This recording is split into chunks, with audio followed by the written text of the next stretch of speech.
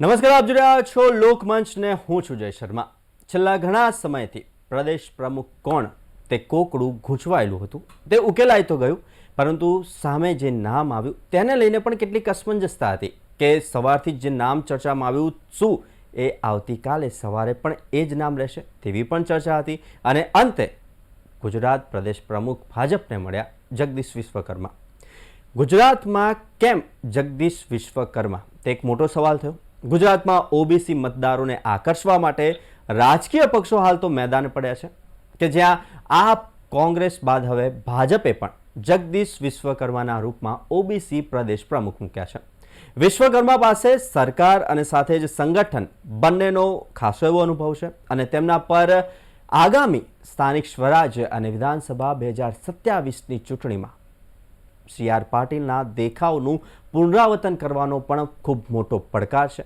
શું આ ઓબીસી પ્રમુખની ફોર્મ્યુલા ભાજપને પ્રચંડ જીત અપાવશે કે પછી વિપક્ષની આક્રમકતા સામે તેમની રણનીતિ કદાચ નિષ્ફળ જશે? તો આગામી ચૂંટણીમાં ઓબીસીના શરણે ગયેલું રાજકારણ કોને ફરશે તે વિશે ચર્ચા કરવી છે. અને આ ચર્ચા કરવા માટે આપણી સાથે ગેસ્ટ પેનલમાં જોડાયા છે ઉર્વિશ કંથારિયા, નેતા ભાજપ, રાજેશ ઠાકર, રાજકીય વિશ્લેષક, અને ડોક્ટર નિકુલ પટેલ, નેતા કોંગ્રેસ. નિકુલભાઈ, રાજેશભાઈ, ઉર્વિશભાઈ, આપનું સ્વાગત છે.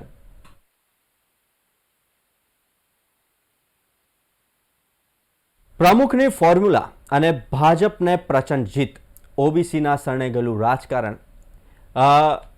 ઉર્વિશભાઈ, જગદીશ વિશ્વકર્મા કે જેમની પાસે સરકાર અને સંગઠન બંનેનો બહોળો અનુભવ છે, શું તેઓ પક્ષના સંગઠનને CR પાટીલની જેમ જે 156 બેઠકોનો રેકોર્ડ છે તે પુનરાવર્તિત કરવા માટે કેટલું વધુ મજબૂત ચહેરો, કેટલું વધુ મજબૂત બનાવી શકશે અને તેમની તાત્કાલિક પ્રાથમિકતાઓ શું હશે? આપે જે આપની ઓપનિંગ રિમાર્ક્સમાં કહ્યું, એમનો બહોળો અનુભવ સરકાર અને સંગઠન, એ અનુભવના કારણે એમની ક્ષમતા, યોગ્ય ક્ષમતા એમણે ઊભી કરેલી છે સંગઠનનું નેતૃત્વ કરવા માટે. અને એના આધારે પક્ષે પ્રાથમિક તબક્કે નિર્ણય કરેલો કે આવું એક સમર્થ નેતૃત્વ પ્રાપ્ત હોય તો ચોક્કસ એમને જવાબદારી સોંપવી જોઈએ. અને બીજી મહત્વની વાત એ છે કે ભારતીય જનતા પાર્ટી હંમેશા ક્ષમતાલક્ષી અને પરિણામલક્ષી રાજનીતિમાં માને છે. જે પ્રચાર આધારિત રાજનીતિ જે એક સમય હતો આઝાદી પછી, એ પરફોર્મન્સ, પરિણામલક્ષી રાજનીતિમાં એને કન્વર્ટ કરવામાં ભારતીય જનતા પાર્ટી, ખાસ કરીને મોદીજીના નેતૃત્વમાં, એ સફળ થઈ. એમાં સમીકરણો હોય છે. રાજકારણમાં સંખ્યા પણ મહત્વનું એક દ્રષ્ટિબિંદુ છે અને સમીકરણો રચાતા હોય છે. પરંતુ પ્રાથમિક જે બેઝિક રિક્વાયરમેન્ટ છે એ ક્ષમતા છે અને પરિણામલક્ષી કામગીરી કરવાની ક્ષમતા. જેવી રીતે CR પાટીલ સાહેબના નેતૃત્વમાં 5 વર્ષમાં ભારતીય જનતા પાર્ટીએ પરિણામલક્ષી રાજનીતિ કરી અને એનું પરિણામ પણ આવ્યું. એ જ દ્રષ્ટિબિંદુથી જગદીશ વિશ્વકર્માજીની નિમણૂક થઈ છે પ્રમુખ તરીકે, કે જે પરફોર્મન્સ આધારિત રાજનીતિને કેવી રીતે આગળ વધારે સારી રીતે લઈ જઈ શકે. અને સમગ્ર ભારતીય જનતા પાર્ટીના બધા જ કાર્યકર્તાઓએ, બધા જ નેતૃત્વના બધા જ પરિબળોએ જગદીશ વિશ્વકર્માજીની નિમણૂકને આવકારી છે, સહૃદય આવકારી છે. એટલે બરાબર છે, જ્ઞાતિના સમીકરણો હોઈ શકે, પરંતુ એમનું સામર્થ્ય, એમની કુશળતા, એમની પરિણામલક્ષી રાજનીતિનો ટ્રેક, 2012થી એ ધારાસભ્ય તરીકે નિકોલમાં કામગીરી કરી ચૂક્યા છે. એમણે પક્ષમાં પણ કામગીરી કરી છે અને સરકારમાં પણ કામગીરી કરી છે. અને દરેક જગ્યાએ પોતાની પ્રતિભા જે છે એ પ્રતિભાના દર્શન કરાવ્યા છે. તેના આધારે આ નિમણૂક થઈ છે. એટલે ઓવરઓલ ગુજરાતની રાજનીતિ માટે આ એક બહુ મહત્વની ઘટના છે અને પ્રજા પણ આવકારી રહી છે. ઠેર ઠેર એમને જે અત્યારે પ્રતિસાદ મળી રહ્યો છે એ અભૂતપૂર્વ છે. રાજેશભાઈ, સૌથી પહેલા તો વડાપ્રધાન નરેન્દ્ર મોદીનો રોડ શો નિકોલ ખાતે કદાચ પડ્યો. આપણે એ વિષયમાં નથી પડવું, પરંતુ ભાજપ, કોંગ્રેસ અને આપ ત્રણેય પક્ષોના પ્રદેશ પ્રમુખ ઓબીસી છે. શું આ માત્ર ચહેરા બદલવાની રણનીતિ છે કે પછી ગુજરાતના રાજકારણમાં ખરેખર ઓબીસી સમુદાયનું ખરું સશક્તિકરણ થયું છે? જો લોકતંત્રની અંદર લોકોને જોડી અને જ રાજકારણ થાય એટલે માથાઓની સંખ્યા એ ખૂબ જ એમાં મહત્વપૂર્ણ હોય છે.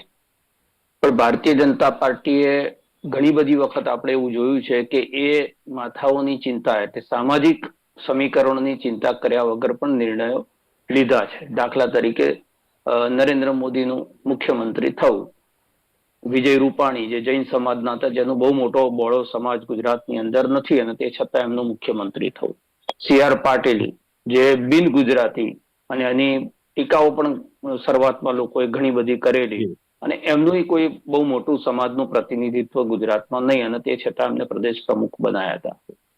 એ જ ભારતીય જનતા પાર્ટી આજે પાટીદાર અને ઓબીસી સમીકરણ એ બંનેને ધ્યાનમાં લઈ અને પ્રદેશ પ્રમુખનો નિર્ણય કરે છે.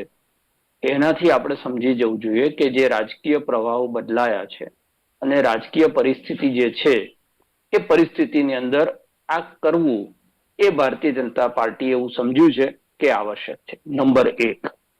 નંબર 2 ની અંદર જગદીશભાઈ વિશ્વકર્માની જે નિમણૂક કરાઈ છે, આમાં એક એવો પણ ભાવ આપણે એના વિવાદો ઉપર બહુ ચર્ચાઓ પણ કરી છે કે જૂના લોકો હોય, જુદા એમએલએ હોય, એ લોકો એમ કે સંગઠન અને સરકારની વચ્ચેનો બહુ તાલમેલ નથી, જૂના લોકોની વાતને બહુ સાંભળવામાં નથી આવતી, એમને અવગણવામાં આવે છે, એમને જે માન મળવું જોઈએ નથી મળતું.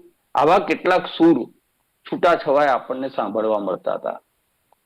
આમની નિમણૂક દ્વારા એ વાતને ખાળવાની કોશિશ ભારતીય જનતા પાર્ટીએ કરી છે કે સંગઠન છે એ મિકેનિઝમ ના બની જાય, સંગઠન છે એ મશીનરી ના બની જાય, ઓટો મોડ ઉપર ના જતું રહે અને માત્ર ઇલેક્શન જીતવા માટેના એક ગોલ સાથે કામ થાય એવું ના થાય. એની અંદરનો જે હ્યુમન ટચ છે, ભારતીય જનતા પાર્ટીની સંગઠન બનાવવાની પ્રણાલી મેં વર્ષોથી જોઈ છે અને એની અંદર કાર્યકર્તા અને નેતા આ બંને વચ્ચેનું જે સામંજસ્ય હતું એ એક પરિવારનું ભાવના સાથેનું હતું. નેતાઓ પરિવારના ઘરે જતા, એના ઘરની અંદર ચા ખાંડ નથી તો એની પણ ચિંતા કરતા. આ રીતે સંગઠન ત્યાં આગળ ઉભું થયેલું. તો એ હ્યુમન ટચ ક્યાંક ને ક્યાંક સુકાતો હોય એવું પાર્ટીને લાગ્યું ને એટલા માટે આજે જગદીશભાઈની સ્પીચની અંદર એમણે એક જે વાત કરી એ મારી વાતનું પ્રમાણ છે, જે હું આ પહેલા પણ એમની નિમણૂક પહેલા પણ કહેતો હતો. એમણે એમ કીધું કે હું એ કાર્યકર્તાઓનું પ્રતિબિંબ છું. જગદીશ વિશ્વકર્મા છે એ પ્રદેશના પ્રમુખ તરીકેની નિમણૂક થઈ છે, પણ એ જવાબદારી મારા કરતા વધારે કાર્યકર્તાઓના શિરે છે અને એમણે પહેલી વખતે જે બૂથની અંદર એમને જવાબદારી સોંપી હતી એ વ્યક્તિઓને પણ આજે એમણે યાદ કર્યા અને એનાથી એક મેસેજ સંગઠનની અંદર આપવાનો પાર્ટીએ કોશિશ કરી છે કે ભાઈ તમારી જે નાની મોટી ફરિયાદો હતી, જે અસંતોષ હતો, તમારી જે લાગણી હતી એ લાગણીને અમે ધ્યાનમાં લીધી છે. ત્રીજું, અમદાવાદ શહેરના પ્રમુખ તરીકે એમણે કોવિડ પછી મ્યુનિસિપલ કોર્પોરેશનની ચૂંટણી 2021 એટલે આપણે જાણીએ છીએ કેટલી બધી ઇન્કમ્બન્સી એ વખતે હોય, કારણ કે કોવિડની પરિસ્થિતિમાં આપણે જોયું હતું કે ઓક્સિજન બાટલા, ખાટલા બધાની જે ફરિયાદો ઉઠી હતી. એના પછીના ઇલેક્શનમાં 192 માંથી 160 સીટ ભારતીય જનતા પાર્ટી ત્યાં જીતી. એટલે કુશળ સંગઠક તરીકે પણ એમણે પોતાની જાતને ત્યાં પ્રૂવ કરી હતી.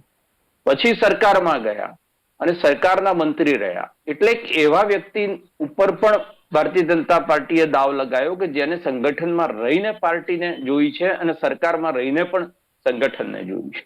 એટલે આ બંનેની વચ્ચે તાલમેલ બેસાડી શકે, બહુ બોલકા નહીં, બહુ આક્રમક નહીં, પણ પરિપક્વ એક નેતૃત્વની પાર્ટીની અંદર જરૂરિયાત હતી. એ જરૂરિયાતને જગદીશભાઈ વિશ્વકર્મા દ્વારા એમણે પૂરી કરી છે અને એની અંદર ફેક્ટર જે તમે કહી રહ્યા છો, ચર્ચાનો જે વિષય છે એ બિલકુલ છે કે ઓબીસી સમાજ જે છે, તમે ઉત્તર પ્રદેશની ચૂંટણી યાદ કરો વિધાનસભાની, એ વખતે નરેન્દ્રભાઈએ કેન્દ્રીય મંત્રીમંડળની અંદર ફેરફાર કરીને બહુ બધા ઓબીસી લોકોને ત્યાં સ્થાન આપેલું અને ઉત્તર પ્રદેશમાં નારો આપ્યો તો અબકી બાર ઓબીસી સરકાર.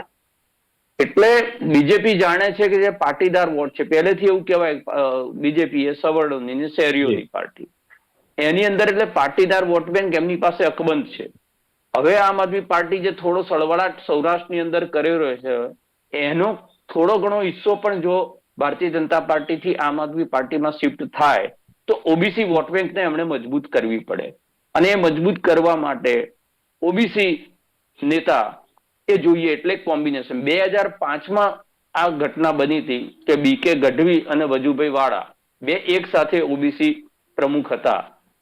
એ પછી આ પહેલી વખત, એટલે લગભગ છેલ્લા 2 દશકની અંદર પહેલી વખત એવું થઈ રહ્યું છે કે બંને પાર્ટીના, અને આમ આદમી પાર્ટી ગણી લઈએ તો આમ આદમી પાર્ટીના પણ ત્રણેય જે પ્રમુખ છે એ ઓબીસી છે. એટલે આપણે બિલકુલ એ માનીને ચાલવું જોઈએ કે ભારતીય જનતા પાર્ટી હવે સોશિયલ સમીકરણો બનાવવાની શરૂઆત કરી છે. માત્ર ને માત્ર પાર્ટીના નરેન્દ્ર મોદીનું નેતૃત્વ, એમની આઈડિયોલોજી, આ બધાના આધાર ઉપર ચાલવાના બદલે જે જરૂરી એક માધ્યમ છે, આપણે ગમે એટલું કહીએ કે આપણે જાતિ મુક્ત થઈ ગયા છે, પણ જ્યાં સુધી સમાજ જાતિ મુક્ત ના થાય ત્યાં સુધી આ દેશનું રાજકારણ જાતિ મુક્ત થવાનું નથી. હું કાયમ એક ઉદાહરણ આપું છું, જયારે આપણે ઘર લેવા જઈએ અને બાજુમાં કોણ છે એ સવાલ બિલ્ડરને પૂછતા આવીએ, ત્યાં સુધી રાજકારણ જાતિ ઉપર સવાલો પૂછવાનો આપણને અધિકાર નથી. એટલે આ કમ્પલ્સન્સ છે, અને કમ્પલ્સન્સ ભારતીય જનતા પાર્ટીએ ચોક્કસ સ્વીકાર્યું છે.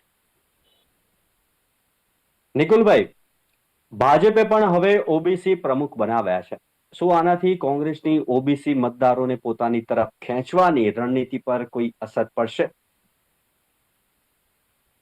આપણને સૌને ખબર છે કે ભારતીય જનતા પાર્ટી દ્વારા ઓબીસી નો જે રિપોર્ટ છે એને અપનાવવામાં કેટલા સમય લગાડી દીધા. અમિતભાઈ ચાવડા તેમજ વિપક્ષ દ્વારા સતત માંગણી કરવાના અને એને ઇમ્પ્લિમેન્ટ કરવા માટેના જે શું કે પ્રયાસો હતા એ સૌ જાણે છે, ગુજરાતના ઓબીસી સમાજ. અને ફાઇનલી જ્યારે એને ઇમ્પ્લિમેન્ટ થયો તો આપણે સૌ આજે સમજીએ છીએ કે જ્યારે રિઝર્વેશન ઇમ્પ્લિમેન્ટ થાય તો એના ફાયદા શું થાય અને એના શું કહેવાય કે પેલું સંખ્યાબળમાં કેવી રીતના એના ફરક પડશે. આ સ્થાનિક સ્વરાજ્યના ચૂંટણીની અંદર હંમેશા આપણે જોયું છે કે ભારતીય જનતા પાર્ટીના પ્રભુત્વ છે, પરંતુ રિઝર્વેશનના એ હંમેશા શું કહેવાય કે માનતા નથી, એવું બી ઘણીવાર એમના નીતિઓ અને એમના વ્યક્તિત્વ અને વાત પરથી ખ્યાલ આવતો હોય છે. પરંતુ હવે જયારે રિઝર્વેશન ઇમ્પ્લિમેન્ટ થયું છે તો એમને બી એક દહેશત છે કે જો આ સમાજને આપણે કોઈ પ્રાધાન્ય કે પ્રભુત્વ ના આપે, જે રીતના પાટીદાર આંદોલન વખતે આપણે જોયું કે પાટીદાર મુખ્યમંત્રીના માંગણી થયા તો એમને એ રીતના પાટીદાર મુખ્યમંત્રીના અપોઇન્ટ કર્યા. તો મને એવું લાગે છે કે હાલ ફક્ત ને ફક્ત એક એમના દ્વારા આ એક પગલું હોઈ શકે છે કે ઓબીસી સમાજને શું કહેવાય કે સમર્થન લેવા માટેનું, પરંતુ ઇતિહાસ સાક્ષી છે કે ઓબીસી રિઝર્વેશન ઇમ્પ્લિમેન્ટ કરવામાં સરકારની કેટલી પીછેહટ હતી ને જે રિપોર્ટની જે અપનાવવાની જે 156 સીટ આવ્યા પછી બી એમને જે અપનાવવામાં ડિલે કર્યું એ સૌ જાણકારી મેળવે છે. કોંગ્રેસ તરફથી હંમેશા જે સમાજના લોકો હોય એને હંમેશા સામાજિકના મૂળભૂત પ્રવાહમાં લાવવા માટેના હંમેશા પ્રયાસો પહેલેથી થયા છે અને એના માટે એમને યોગ્ય પ્રતિનિધિત્વ એમજ યોગ્ય રિઝર્વેશન મળે એનો આગ્રહી રહ્યા છે. અને એટલે જ અમે કહીએ છીએ કે જે સમાજના જેટલા વસ્તી હોય પ્રમાણે એમને એટલો હક ને અધિકાર મળવો જોઈએ, અને રાહુલ ગાંધી પોતે બી કહે છે. પરંતુ અહીંયા ભારતીય જનતા પાર્ટીનો આંતરિક પ્રશ્ન છે, અને ખાસ કરીને તમે જુઓ તો મને એવું પેપરમાંથી જાણવા મળ્યું કે ચૂંટણીઓ જાહેર કરવામાં આવી હતી પ્રદેશ પ્રમુખની અને કોઈ નોમિનેશન મળ્યા નહીં. તો આ વખતે અચાનક આ નવો રસ્તો અપનાવવાનો કોઈ શું કહે કે ખ્યાલ નથી આવતો કે ભારતીય જનતા પાર્ટી આવું કેમ કરવું પડ્યું અને શા માટે કરવું પડ્યું. પરંતુ ડેફિનેટલી કોંગ્રેસે પોતાના રાષ્ટ્રીય પ્રમુખ મેળવવા માટે આંતરિક ચૂંટણીઓ જાહેર કરી હતી. કદાચ એને સમકક્ષ થવા માટે આ કોઈ અખતરો એમના દ્વારા કરવામાં આવ્યો છે કે નહીં એ બી મને ખ્યાલ નથી. પરંતુ લોકશાહીમાં સંપૂર્ણ માન્યતા રાખતો ભારતીય રાષ્ટ્રીય કોંગ્રેસ પક્ષ હંમેશા દરેક સમાજને પ્રાધાન્ય આપવાનો પ્રયત્ન કરે છે. ભારતીય જનતા પાર્ટી એમનું આ રાજકીય શું કહેવાય કે ચાલ્યા છે, એમાં એમને કેટલી સફળતા મળશે તો આવનારા દિવસો જોવામાં આવશે. પરંતુ ઓબીસી સમાજને આ વિશે સ્પષ્ટ જ્ઞાત છે કે ભાઈ ઓબીસી રિઝર્વેશનના રિપોર્ટ ઇમ્પ્લિમેન્ટ કરવામાં સરકારે ખૂબ મોડું કેટલું કર્યું છે delay અને થયું છે? કોંગ્રેસના સતત રજૂઆત બાદ આ ઇમ્પ્લિમેન્ટ થયું છે. ઉરેશભાઈ, ઇમ્પ્લિમેન્ટની વાત કરીશું, સાથે જ એનો બી જવાબ જોઈએ છે. નિકુલભાઈએ કીધું કે કેમ ડિલે થયું અને કેમ આટલી બધી રાહ જોડાવવામાં આવી, અને સાથે જ કહેવાય છે ને કે પ્રદેશ પ્રમુખ જગદીશ વિશ્વકર્મા આવ્યા અને સાથે જ પહેલી જ કસોટી લઈને આવ્યા, કેમ કે હવે 2022ના વિધાનસભાના પરિણામો જેવો જ પ્રચંડ વિજય મેળવવાની અપેક્ષા હાલ પક્ષ રાખી રહ્યું છે, કાર્યકર્તાઓ રાખી રહ્યું છે. શું કહેશો? ચોક્કસ જે સમયની વાત છે, તો જસ્ટિસ ઝવેરી કમિશનની ભલામણોના આધારે સ્થાનિક સ્વરાજ્યની ચૂંટણીઓમાં 27% ઓબીસી અનામતની વાત જે છે એનો અમલ, એક પ્રક્રિયા, એ સમગ્ર પ્રક્રિયાની શરૂઆત પણ ભારતીય જનતા પાર્ટીએ જ કરેલી અને એનો અમલ પણ ભારતીય જનતા પાર્ટી. એટલે જે કંઈ સામાજિક ન્યાયની બાબતો છે એના આધારે જે યોગ્ય કરવાનું છે એ માટે એક સંનિષ્ઠ પ્રયત્ન હંમેશા ભારતીય જનતા પાર્ટી કરતી છે.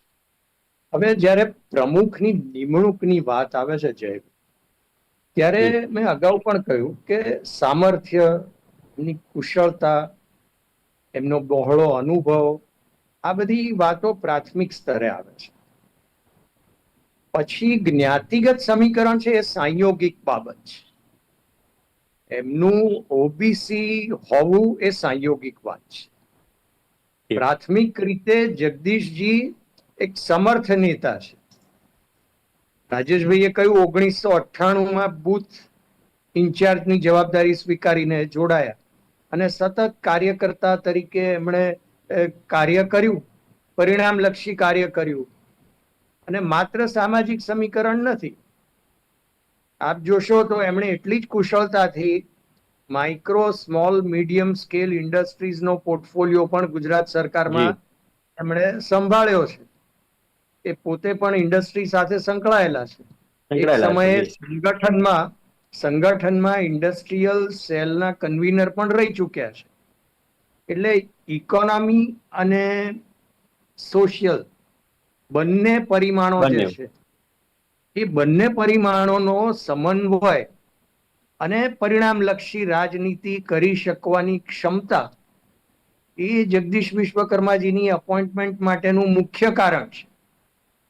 પછી સેકન્ડરી રીઝનમાં એ ઓબીસી પરિમાણ, ઝવેરી કમિશનના રેકમેન્ડેશન્સ, સ્થાનિક સ્વરાજ્યની ચૂંટણીઓ, આ બધા સ્વાભાવિક વાત આવે, કારણ કે આપણે રાજકારણમાં છીએ એટલે રાજકારણમાં સંખ્યાનું પણ મહત્વ છે. એટલે એ વાત જે છે એ અપ્રત્યક્ષ છે. પ્રત્યક્ષ વાત એમની ક્ષમતા છે અને એના આધારે આજે નિમણૂક થઈ છે અને જે પ્રતિસાદ સાંપડ્યો છે એ પ્રતિસાદ જ કહે છે કે આવનારા દિવસોમાં એ ચોક્કસ તેમની ક્ષમતા પ્રમાણે જે મિનિસ્ટ્રીમાં પોર્ટફોલિયો સંભાળતા હતા, કે પક્ષમાં સંગઠનની જવાબદારી કે બૂથની જવાબદારી સંભાળતા, એ હવે રાજ્યની જવાબદારી પણ એટલી જ સુપેરું રૂપે એ સંભાળી શકશે એવી ચોક્કસ બધાને શ્રદ્ધા છે. કારણ કે સંભાળવું જ પડશે. રાજેશભાઈ, જગદીશ વિશ્વકર્મા જે ટાઈમે આજે નિમણૂક થઈ છે ત્યારે CR પાટીલનો દેખાવ પુનરાવર્તિત કરવો કેટલો મોટો પડકાર રહેશે? કેમ કે આપણે ઘણીવાર જોઈએ કે આપણે સ્ટેપ બાય સ્ટેપ કે 20 સીટ, 30 સીટ, 40-50 ધીરે ધીરે સ્ટેપ બાય સ્ટેપ જતા હોય છે, પરંતુ સીધો જ 156નો લક્ષ્યાંક એમની સામે ઉભો છે અને તેમના પ્રમુખ બનવાથી ભાજપના પેલા જે સંગઠન અને સરકાર વચ્ચેના સમન્વય પર કેવી અસર થશે? ના, એ ચોક્કસ છે. જે રિઝલ્ટ CR પાટીલે આપ્યા છે સ્થાનિક સ્વરાજની ચૂંટણીઓમાં હોય, પ્રદેશ વિધાનસભાની ચૂંટણીની અંદર હોય, એમના આખા કાર્યકાળની અંદર સોનાની થાળીમાં લોઢાની મેખ એક જે સંસદની અંદર હેટ્રિક મારવાની જે અપેક્ષા હતી એ ના આપી શક્યા અને જતા જતા એક વિસાવદરની ચૂંટણી હાર્યા. એ સિવાય એમણે જે પરફોર્મન્સ આપ્યું છે CR પાટીલને, પણ હું એને ચૂંટણી લક્ષી પરફોર્મન્સ ગણું છું. ભારતીય જનતા પાર્ટીની બેકબોન એનું સંગઠન છે, એટલે ચૂંટણીઓ જીતતા જાઓ પણ સંગઠન જે છે એની કરોડરજ્જુમાં મણકાઓમાં ઘસારો પડે તો ભારતીય જનતા પાર્ટી 2 થી 200, 200 થી 400 એના સંગઠનના આધારે જ સ્વપ્ન સેવી શકી હતી. અને એટલા માટે અત્યારે એ ચૂંટણીલક્ષી રાજનીતિ તો ઠીક છે, તો એનું પરિણામ આપવાનું જ છે, એ પ્રેશર તો એમની ઉપર હોય જ, કારણ કે જ્યારે જ્યારે હવે પરિણામ આવશે તો પાછલા પરિણામની સાથે જ તુલનાઓ થવાની છે. એટલે એ તો તુલના છે જ. સચિન તેંડુલકર એક વખતે રમીને જાય અને 50 સેન્ચુરીઓ મારે એટલે આપણે વિરાટ કોહલી, રોહિત શર્મા પાસે પણ એ જ અપેક્ષા રાખીએ. એ વાત જુદી છે, એ વાત જુદી છે. પણ સૌથી મોટી એમની સામે જે જવાબદારી છે, જવાબદારી અત્યારે પાર્ટીની અંદર જે આંતરિક સ્થિતિ છે એ, અને સરકારની સામેની જે એન્ટી ઇન્કમ્બન્સી છે એ બંનેની વચ્ચે સંગઠનને કેવી રીતે એ લોકોની વચ્ચે લઈ જાય છે. અને જે પણ નાની મોટી ફરિયાદો ઊભી થયેલી છે, જે CR પાટીલે પણ ઉલ્લેખ કર્યો એમના પ્રવચનની અંદર કે મારા કેટલાક નિર્ણયોથી કેટલાક લોકોને નુકસાન થયું હશે, પણ એમાં પાર્ટીનું હિત હતું. એ નુકસાન થયેલા લોકો જે નિષ્ક્રિય થતા હોય કાં તો પાર્ટીની વિરુદ્ધમાં કશી કાર્યવાહી કરતા હોય, એમને પાછા એમના જી રાજેશભાઈ, સમયનો અભાવ છે એટલે તમને અટકાવવા માંગુ છું. નિકુલભાઈ, મારી જોડે 30 સેકન્ડ જેટલો સમય છે. સ્થાનિક સ્વરાજ્યની ચૂંટણીઓ નજીક છે. વિપક્ષ તરીકે તમારી આક્રમકતા અને સાથે જ જગદીશ વિશ્વકર્માની નવી રણનીતિ તમે કેવી રીતે જુઓ છો, અને શું વિપક્ષ સંયુક્ત રીતે ભાજપના OBC કાર્ડનો સામનો કરશે? ભારતીય રાષ્ટ્રીય કોંગ્રેસે સંગઠન સૃજન અભિયાન થક દરેક સમાજના સમીકરણો સાચવી અને પોતાના નવનિયુક્તિ કર્યા છે, અને એના પર જ અમે અમારા બેંક કરીએ છીએ. ભારતીય જનતા પાર્ટી એમના જે બી કરવું હોય એ કરી શકે છે, એમનો વિષય છે, પરંતુ અમે અમારા લેવલ ઉપર ખૂબ જ સરસ રીતે ગ્રાસરૂટ લેવલ સુધીના કામગીરી સ્ટાર્ટ કરી દીધા છે.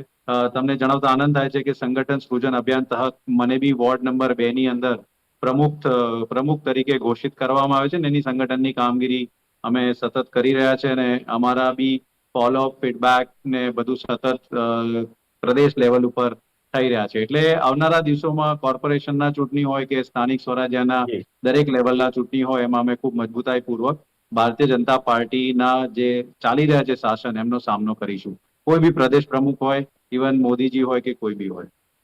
જી, તો આજની ચર્ચા OBC મતદારો કોના પર રીશે, અને આ જોવા માટે ઉરુષભાઈ, રાજેશભાઈ અને નિકુલભાઈ આપ અમારી સાથે જોડાયા તે બદલ ખૂબ ખૂબ આભાર. નમસ્કાર.